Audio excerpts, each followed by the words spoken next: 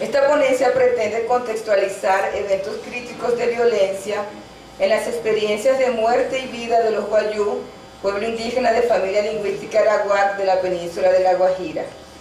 Examinó la construcción de narrativas vividas y sentidas a la luz de diferentes episodios de masacres perpetradas por presuntos paramilitares en el marco del conflicto interno armado colombiano.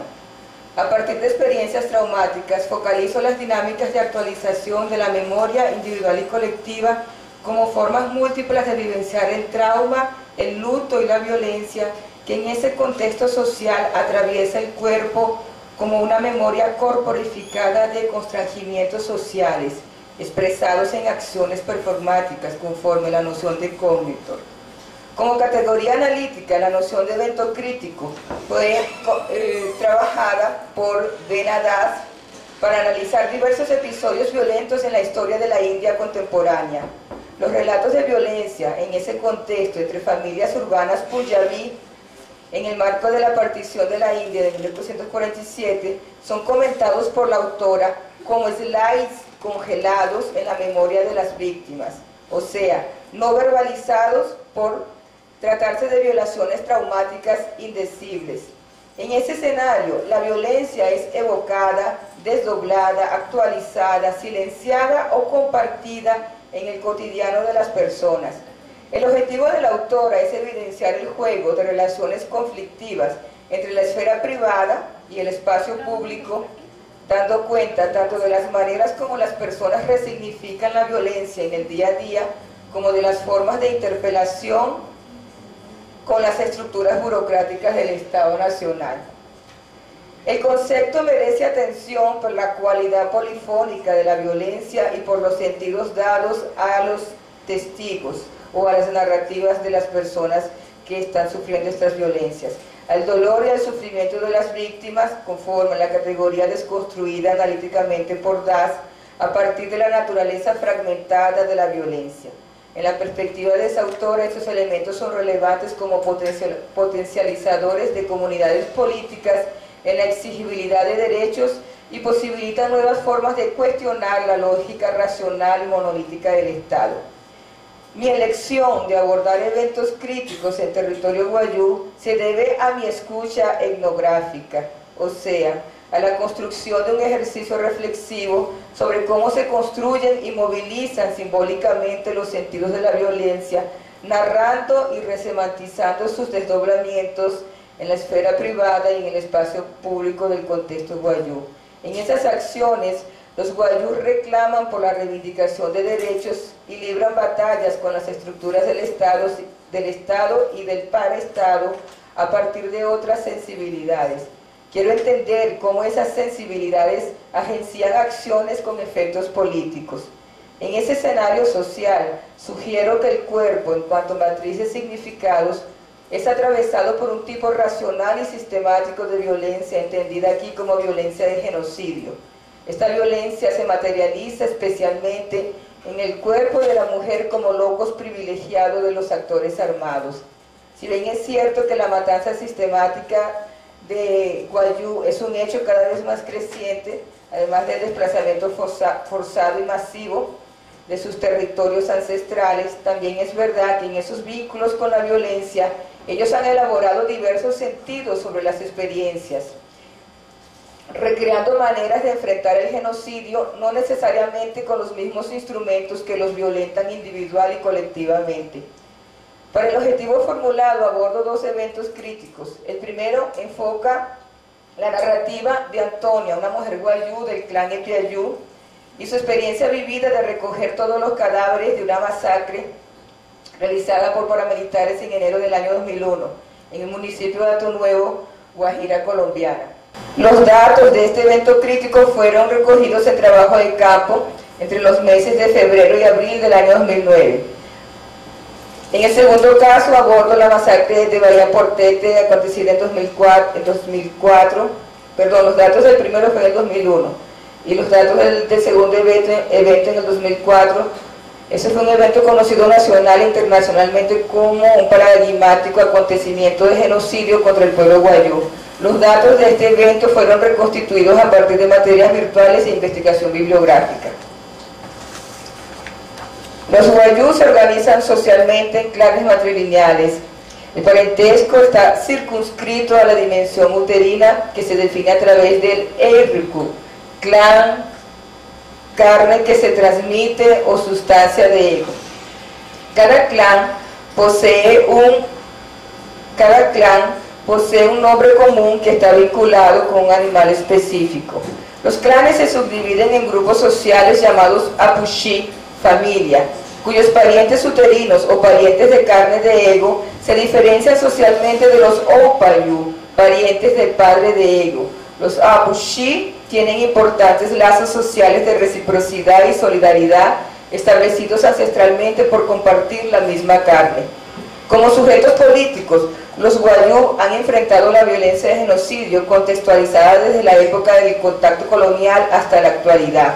A pesar de que las luchas de ese pueblo amerindio se inscriben en dinámicas por derechos de existencia individual y colectiva en el marco de procesos identitarios y territoriales, la violencia es incorporada e inscrita históricamente en el día a día de las personas. A diferencia de otros desdoblamientos, la violencia de genocidio es entendida aquí como una tentativa proposital de aniquilar las existencias físicas, subjetivas y sociales del otro, es decir, como un programa racional y sistemático de exterminio cuyos desdoblamientos en la esfera del Estado y del parestado pueden expresarse en las modalidades de dejar matar o de muerte matada. Según Hinton, el genocidio forma parte del campo social de la violencia política, que envuelve un significativo conjunto de otros fenómenos sobrepuestos, tales como tortura, opresión, conflicto, guerra. Ciertamente la violencia de genocidio evoca distintas coyunturas históricas relacionadas con conflictos étnicos y desigualdades políticas y sociales. A pesar de su especificidad, las acciones de corrientes envuelven un intricado y diversificado campo de fuerzas.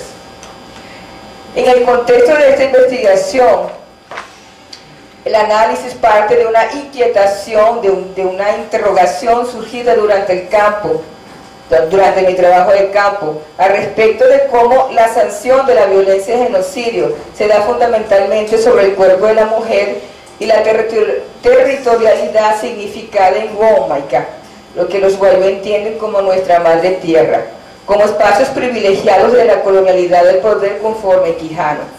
Esa violencia cometida puede ser interpretada como sistemática. Sin embargo, para un análisis profundo sobre el tema deberíamos discurrir sobre las modalidades programadas.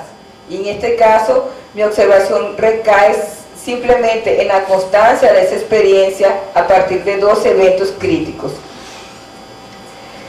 La noción de agencia política y social de los guayú es un elemento norteador en el desenvolvimiento en el desarrollo de este análisis. Y retomo el término por la relevancia de las acciones de los guayú en contextos de violencia, no como sujetos subalternos permeados por macroestrategias de resistencia, todo lo contrario. Los abordo como sujetos históricos cuyas prácticas cotidianas sociocosmológicas son accionadas en acto. Los guayú construyen, experimentan y significan dinámicas culturales relacionadas con la violencia de genocidio, pero que son resemantizadas por ellos a partir de una lógica propia de relaciones sociales con entidades anímicas.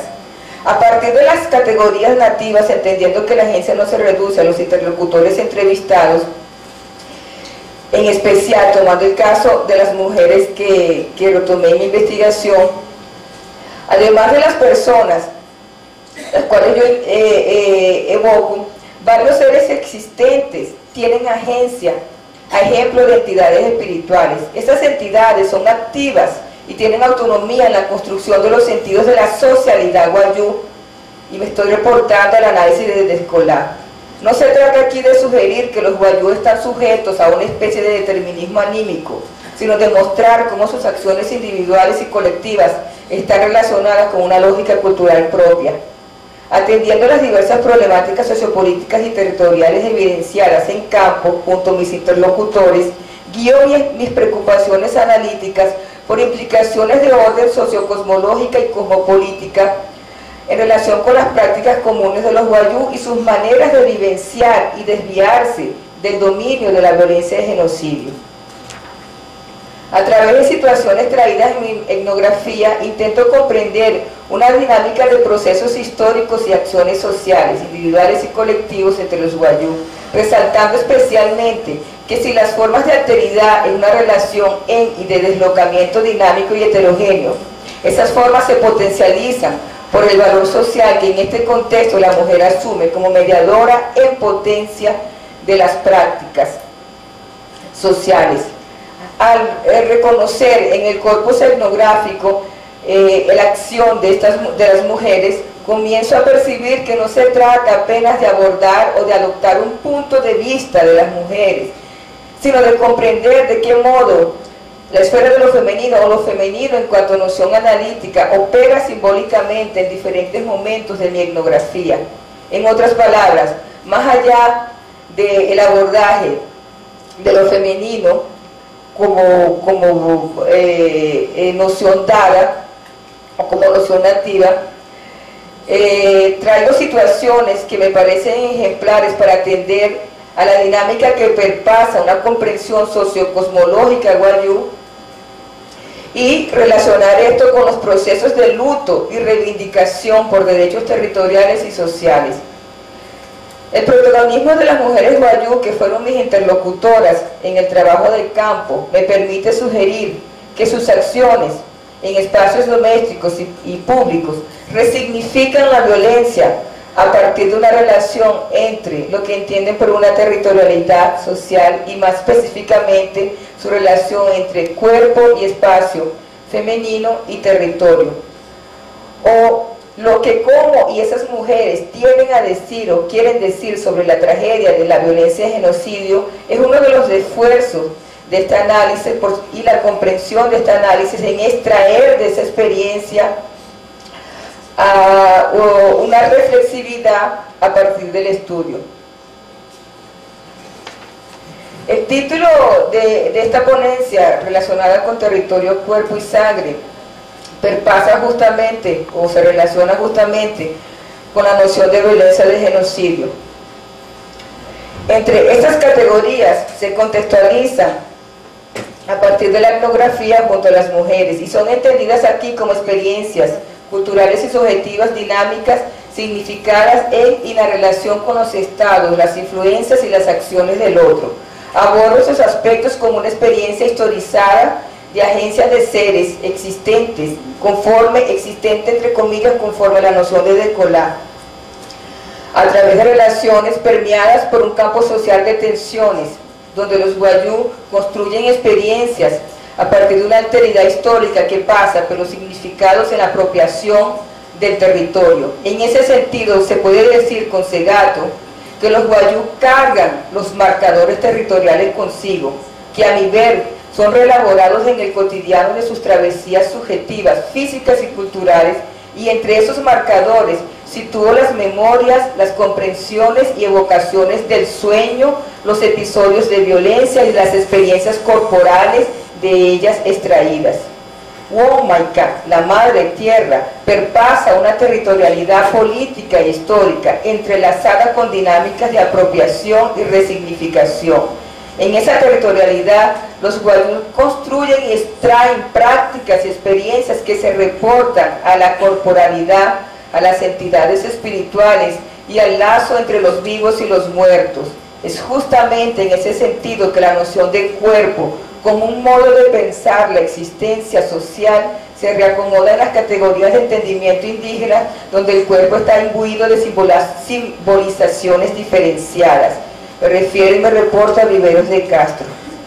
Ese hecho es importante en la medida en que ilumina la comprensión sobre los rituales relacionados con seres existentes que se hacen presentes en el cotidiano de los wayuu y que son pasibles de ser interpretados dentro de una particular lógica cultural y por tanto cargados de sentidos que muestran poderes y peligros potencializadores. La sangre en ese contexto está lejos de una interpretación de cuño biológico, en cuanto fluido corporal y corporificado culturalmente. Ella se presta muy bien como una categoría de entendimiento sobre la óptica de la antropología social en relación a las maneras como los guayús potencializan la protección de los cuerpos y más extensamente de sus alteridades. Mi interés por esta categoría analítica se dio en consecuencia de la potencia que su acción tiene en la sociocosmología guayú, en que las prácticas comunes son resemantizadas en la arena de eventos críticos de violencia, pero no solamente, especialmente porque conforme la Sucuaipa guayú o ley guayú, la sangre derramada de los miembros de los apuchí debe ser compensada o cobrada. En ese sentido, problematizo la noción de cuerpo a partir de su densidad simbólica, en la medida en que es una fuente de símbolos. Esta ya es una citación de Douglas, la fuente de símbolos para el entendimiento de otras estructuras complejas. A partir de eso, esa categoría puede pensarse como una entidad de simbolización que puede representar en el entendimiento de una autora llamada Vilaza un riesgo constante oscilando en perspectiva. Todavía la cultura no se significa simbólicamente como una abstracción del cuerpo. Diría yo que para los guayú una dimensión entre naturaleza y cultura en cuanto a diversidad, manifestación y apropiación de alteridades y relación vivos y muertos es pasible de transmutación, fabricación del cuerpo, protección y metamorfosis. Mi argumento es que para los guayú la experiencia vivida es una perspectiva relacional con las entidades espirituales. Comienzo entonces a contextualizar los eventos críticos y a partir de ahí entonces posibilita entonces el repase de las imágenes que están a partir del luto o lo que están las mujeres en la moria. Los eventos críticos que describo a seguir no son concebidos como una especie de capacidad límite en que los actos de la violencia trascienden la agencia de las víctimas, sino como un riesgo hermenéutico, o sea, una tentativa arriesgada en la procura de significados de las percepciones, emociones, movilizaciones políticas y sensibilidades y también en relación con los poderes institucionalizados. Y yo voy a partir con el primer evento crítico, que es la masacre de un lugar llamado El Pozo. En el despuntar de la mañana del 28 de enero del 2001, el guayú Francisco, 61 años, tío de Antonia, fue asesinado con toda su familia en casa cuando estaba celebrando una fiesta con parientes y amigos en la localidad conocida como El Pozo, pueblo del municipio de Atonuevo, departamento de La Guajira colombiana. El escenario de la masacre deriva su nombre de un afluente de agua de la misma denominación que nace en el río Ranchería, en la península de La Guajira. Los afluentes de ese río corren en varias direcciones, delimitando espacios sociales y geográficos en Atonuevo. El Pozo es uno de esos afluentes de agua y también un espacio social producido, recreado y consumido, según Vargas, por las prácticas culturales de los guayú que viven en esa región. Esas aguas, sin embargo, son testigos de asesinatos contra los guayú. Por más de una vez ese río ha visto correr por sus aguas la sangre y los cadáveres de guayú generados por actores armados oficiales y no oficiales. Francisco entonces era oriundo del resguardo indígena El Cerro, del mismo municipio, Atonuevo. Hacía más de 3 décadas que vivía ahí, en una de las calles de tierra del barrio El Pozo. Era casado con Roberta, mujer guayú, con quien convivió por más de 15 años, formando una familia de 6 hijos y más de una decena de nietos. En la masacre murieron 12 personas, adultos y crianzas guayú, por cuenta de presuntos paramilitares que irrumpieron repentinamente en el patio de la casa de Francisco. Los actores armados bajaron de un camión con ametralladoras en mano y dispararon para aniquilar toda existencia posible. Antonia me relata la historia. Cuando supo del asesinato de su tío Francisco, salió corriendo de la casa que queda en la misma región. Ella salió corriendo en dirección a la masacre y se deparó con los muertos tirados en el patio. Los actores de la masacre habían abandonado el escenario social rápidamente después de los actos violentos. Al llegar, Ella encontró un escenario de muerte. Sus parientes, y especialmente su tío Francisco, estaban tirados en el piso con los cuerpos dilacerados. Fue entonces ahí que Antonia resolvió recogerlos, bañarlos y vestir a todos los muertos en el mismo patio donde ocurrió la masacre, y dice que ahí mismo los enterraron. Yo conocí a Antonia en su casa el 16 de febrero de 2009 en el contexto de mi trabajo de campo, pero su narrativa de la intensa experiencia emocional relacionada con los muertos del Pozo, pasado 8 años del hecho, la registré el día 23 de abril, cuando ella estaba visitando a su sobrina Evelia, que vive en el barrio El Mamón, municipio de Maracaibo, estado Zulia. Antonia es una mujer de 50 años que tiene varias hijas y vive en el barrio 20 de Julio de Alto Nuevo. Ella vive con 3 de sus hijas y también con los retratos guindados en la pared de la sala de su casa, sus hijos muertos, José de 22 años y Ramón de 32, asesinados por paramilitares en 2004 y 2008 respectivamente. Además de ser una mujer muy respetada por las hijas y por la parentela en general debido a su papel social de mediadora de conflictos, ella es una excelente tejedora de chinchorros, de hamacas. Y yo inicio esta presentación justamente en la forma como ella construye espacios sociales de memoria en la experiencia cotidiana del tejer. Cuando la conocí en su casa en Alto Nuevo, percibí que ella nunca está sola en su patio. Y sentada de cuclillas en un banquito, teje y teje diariamente en cuanto se reúnen otras mujeres que llegan generalmente por los fondos del patio. Las visitas saludan, se sientan también en cuclillas y conversan en guayunaiki. En cuanto tiran de sus mochilas los hilos con que van tejiendo y las agujas con que van tejiendo sus memorias y sus conversaciones. En esa dinámica de afectos, en las experiencias cotidianas del tejer, ellas comparten vivencias, memorias, subjetividades, recreando una territorialidad social afianzada en los sentidos que dan al tejer. Transadas en el mundo de lo sensible y de sus apegos espirituales más íntimos, las memorias de eventos críticos dan lugar a narrativas de luto que permiten construir comunidades morales. Fue justamente en la recreación de esa territorialidad que pude compartir con Antonia su relato de la masacre. Bueno, yo voy a pasar directo al relato porque ya tengo como 15 minutos y tengo otras cosas que ver. Recogí el relato en la casa de su sobrina Marlene.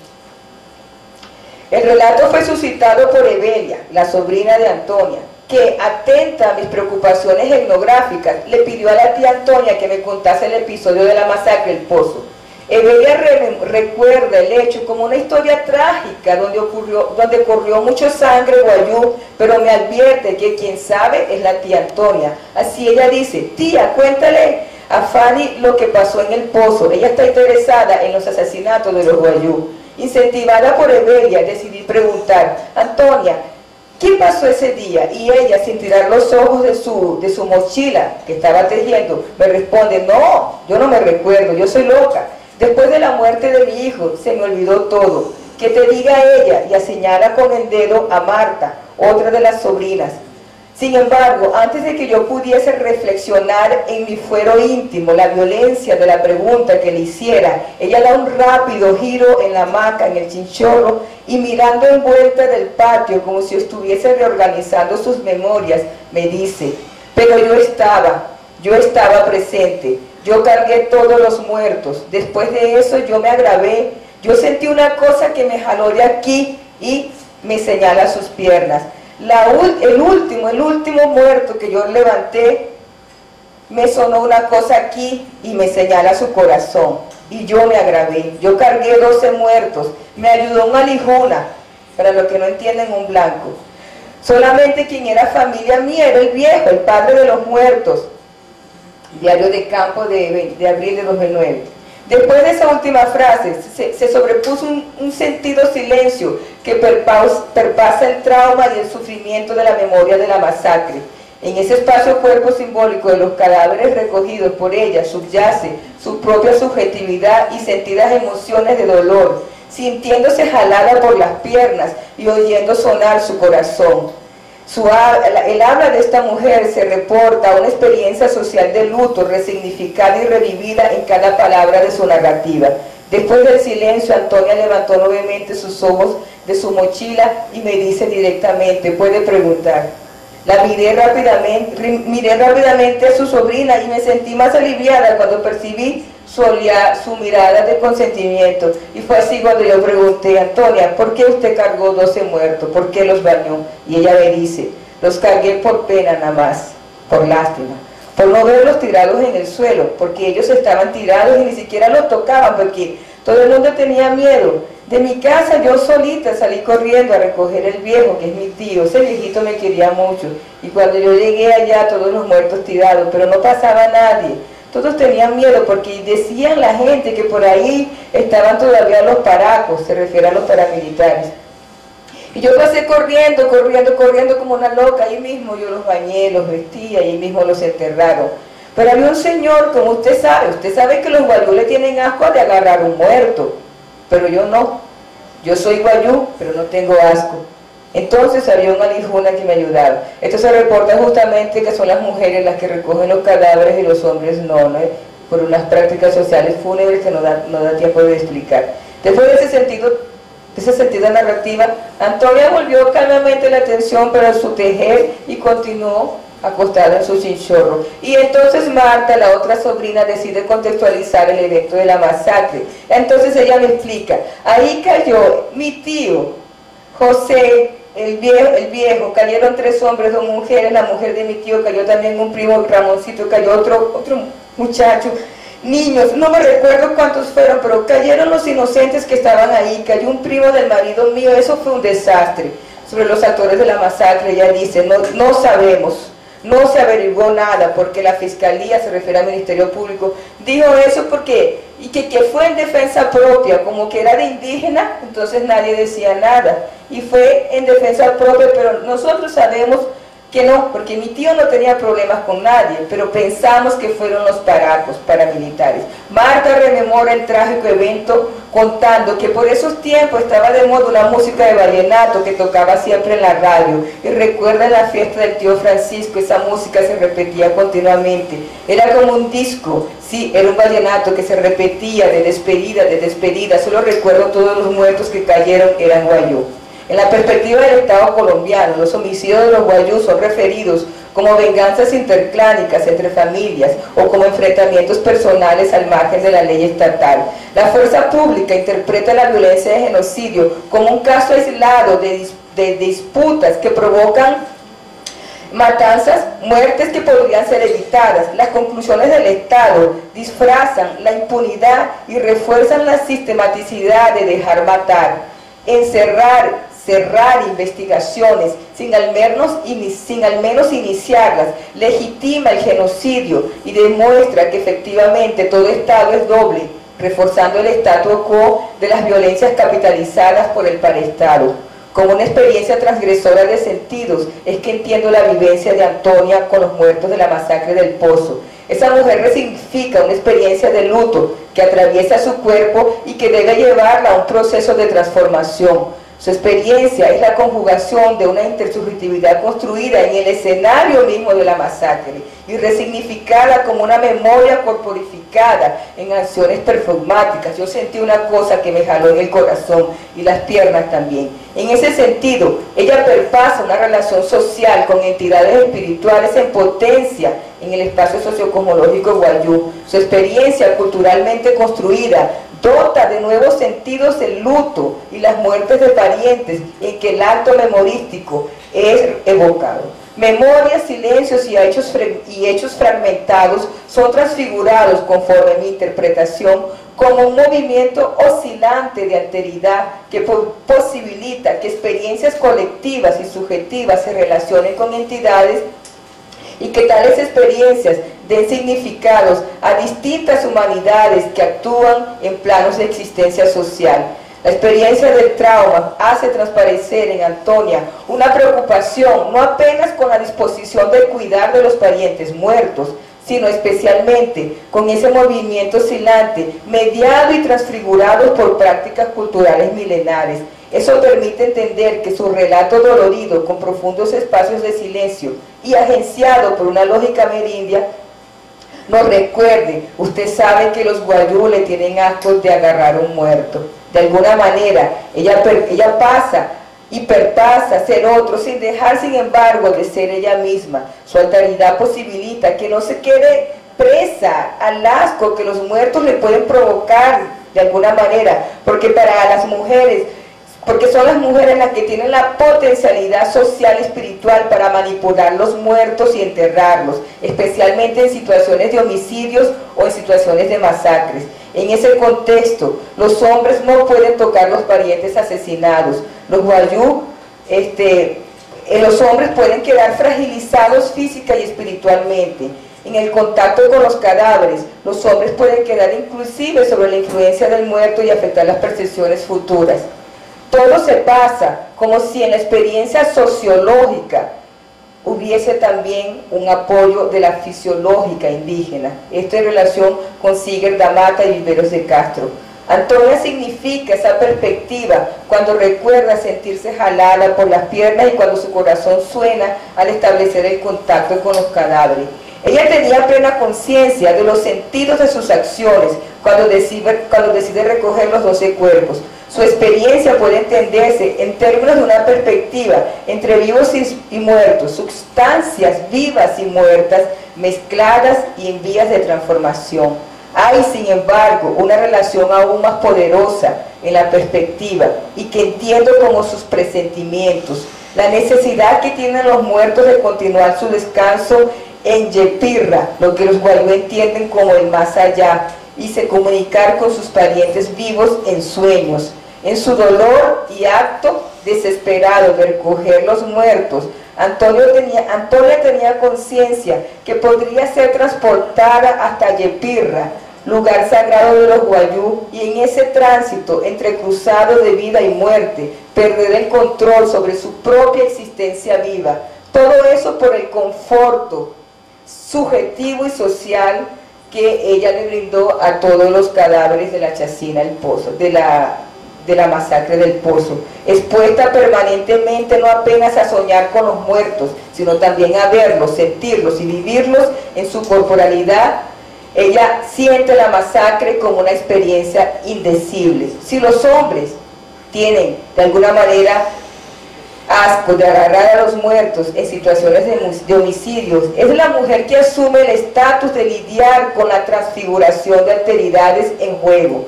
Debido a la potencia de lo femenino guayú, ellas son mediadoras en potencia, y hasta los cadáveres no haber sido reparados en términos de justicia política y justicia simbólica, para hacer el camino a Jepirra, su corporalidad se mantiene ininteligible, condicionando la naturaleza de su humanidad. Cabe a la mujer restablecer esa humanidad, devolviendo los cuerpos muertos a Womaca, la madre tierra.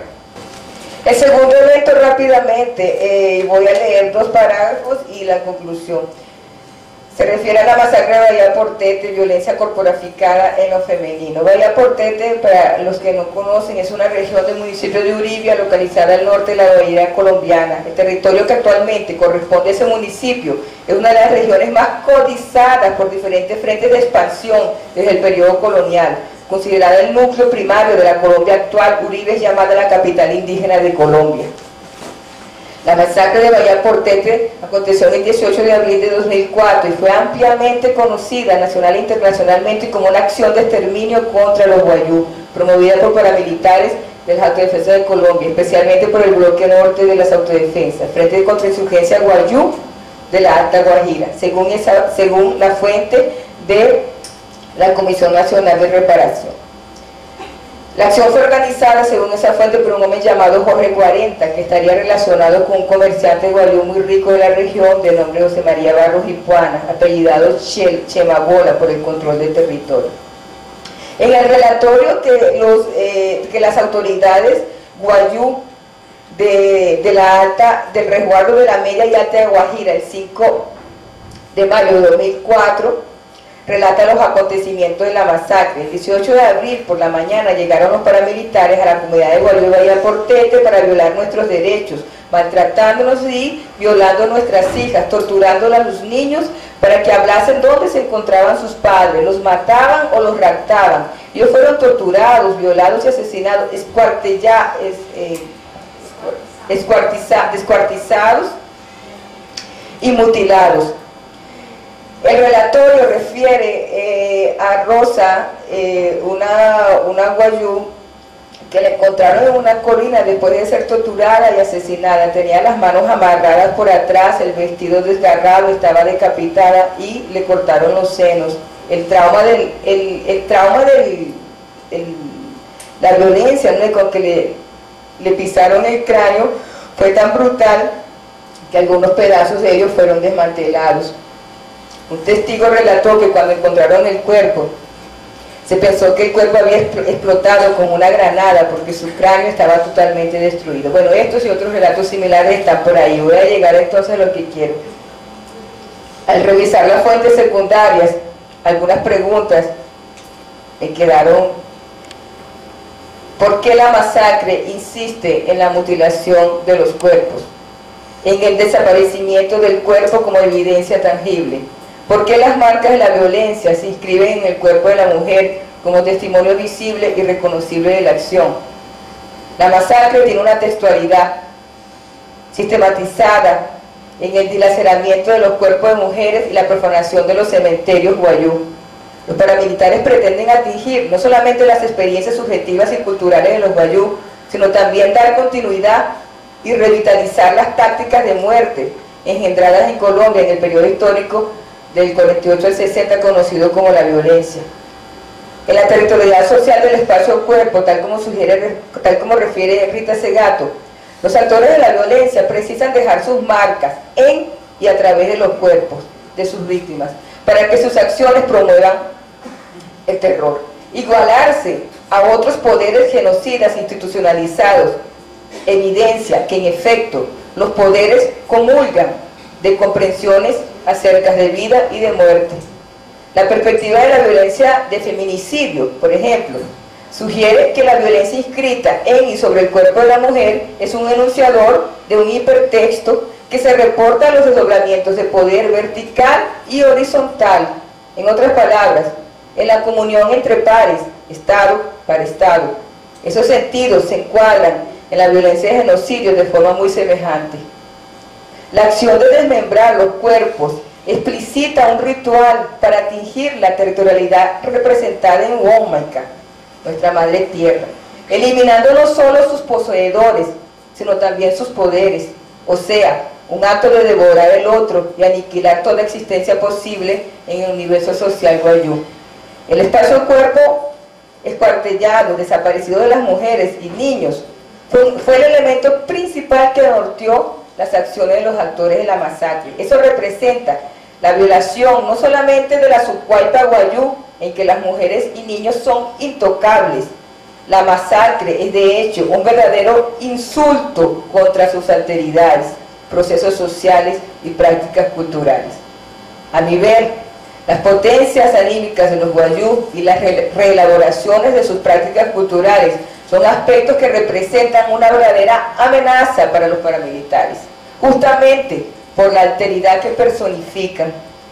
De ese modo, producir actos violentos para que sean sentidos es una acción sistemática y racional. Los actores armados actúan con el conocimiento previo de los sentidos de la alteridad femenina guayú. Ellos lo saben. Ellos sabían cómo y qué atingir.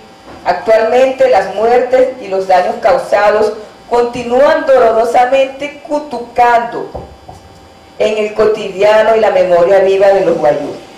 Para cerrar, conclusión, ¿a quién interesa dejar matar? A través de distintos poderes institucionalizados en Colombia, media, Estado, etc., las masacres contra los guayú han sido abordados como venganzas entre familias o como lucha de muerte por rutas de narcotráfico. Llamados oficialmente como un ajuste de cuentas entre indígenas, las acciones de exterminio se mantienen impunes hasta la actualidad. La memoria colectiva de los guayú es concebida por el Estado como una memoria residual y marginal. Eso explica en parte por qué los derechos por reconocimiento y reparación son ignorados y deslegitimados en episodios de asesinatos masivos. De cierta forma, el Estado revitaliza las mismas percepciones y acciones del Estado, afianzando las experiencias de exterminio de dejar matar. Tal como fue señalado en este análisis, todo Estado es doble, y en el caso colombiano, esto es una realidad sociopolítica que se deriva desde el periodo conocido como la violencia y tal vez antes, más que se reedita en la actualidad con otros instrumentos, de ese modo que dejar matar puede perfectamente estar amparado sobre la idealización de una ley de víctimas, la primera de 1975-2005, institucionalizada en el gobierno del expresidente colombiano Álvaro Uribe como Ley de Justicia y Paz. El discurso oficial entre conflictos clánicos entre los guayú data de viejo, es decir, es de longa data, y se reporta a la creencia de un etos guerrero capitalizado por instrumentos de coerción y colonización de diversos actores sociales en el pasado y en el presente. Tal como refiere Jimeno, una autora, en otro contexto, cada hecho de violencia confirma una creencia, pero las que la rechazan, matizan o cuestionan son desconsiderados o ignorados. Y es justamente ahí que interviene la emergencia de lo femenino guayú. Las acciones y prácticas cotidianas de las mujeres revelan un significativo proceso de etnogénesis en términos de síntesis de luchas políticas y culturales, conforme a la comprensión de Gil. Narrativas orales de mujeres como Antonia, como Marta, son ejemplares de ese proceso porque perpasa una dinámica que envuelve procesos identitarios y un lenguaje emocional que permite la construcción de comunidades morales que tienen importantes efectos políticos de emergencia étnica, envueltos, es decir, relacionados a nuevas formaciones sociales. Sin embargo, las comunidades morales pueden comportar memorias corporificadas heterogéneas, así como testimonios vividos y construidos de forma diferenciada por los actores que están envueltas. En el caso de la masacre de Vallaportete, por ejemplo, las movilizaciones amerindias están sedimentadas en acciones políticas para visibilizar el lenguaje emocional de los sobrevivientes, como es el caso de Yamana, que acontece todos los años en Vallaportete. Tal como sugiere un autor llamado Pollack, los testimonios y las narrativas de las víctimas actualizan la memoria colectiva, posibilitando invadir, de alguna manera, invadir entre comillas, ¿no?, el espacio público y pasar de lo no dicho a la contestación y a la reivindicación, esto es, a los pleitos políticos.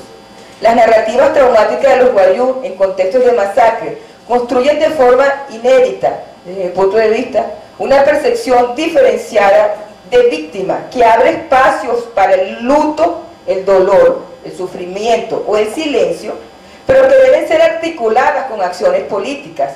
Tal vez sea por ese entendimiento, esa comprensión, que la narrativa de Antonia sobre su experiencia vivida de recoger los cadáveres en el pozo estuvo salpicada por silencios fragmentados y su inicial recusa, su inicial rechazo de hablar. Recordemos lo que ella nos dijo: no, yo no me recuerdo, yo soy loca, después de la muerte de mi hijo se me olvidó todo. El lenguaje emocional de Antonia no está distante de una reivindicación política. Su subjetividad es permanentemente construida y desplazada, produciendo efectos políticos tan relevantes como las acciones de organización amerindia de cualquier entidad. Permeada por una polisémica trama social de relaciones del poder que envuelve voces, lugares, experiencias, procesos identitarios y políticos, pienso que los sentidos de la violencia de genocidio en territorio guayú solo tienen inteligibilidad cuando son contextualizados e historizados por las acciones de los actores sociales en juego, resignificados en la dinámica de la vida cotidiana a partir de comprensiones heterogéneas y fluidas de alteridad. Los eventos críticos que analizo en este texto se distancian de interpretaciones cristalizadas o congeladas de resistencia indígena. No abordo en este sentido. Así sugiero que las experiencias culturales de los guayú, donde sitúo sus memorias corporificadas, las evocaciones del sueño, las movilizaciones de las mujeres, los traumas de las violencias, las experiencias corporales de ellas extraídos, Detienen entonces grandes poderes y peligros en el sentido de su cosmología, pero desde la perspectiva de una ontología relacional y diferenciada, es decir, desde sus propias filosofías. En suma, argumento que los sentidos de la diversidad cultural en el marco de la violencia de genocidio deben reconsiderar la perspectiva de estas filosofías amerindias, sus ontologías relacionales y las formas diversas de interacción social. Esto puede ser un medio, una manera, para que los relatos constituidos desde las voces de las personas consideradas como víctimas sea efectivamente considerada o vista o conformada como una ética de reconocimiento, conforme Gimeno, que posibilite fornecer, proporcionar políticas públicas a favor de derechos vulnerados.